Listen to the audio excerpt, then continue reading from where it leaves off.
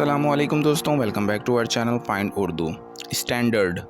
Standard का मतलब है वो मकबूल या एक्सेप्टेड लेवल या बेंचमार्क जो हर चीज़ को जज करने के लिए इस्तेमाल होता है। ये अक्सर किसी क्वालिटी या क्राइटेरिया के लिए यूज़ होता है जो किसी चीज़ को एक्सेप्टेबल बनाता है।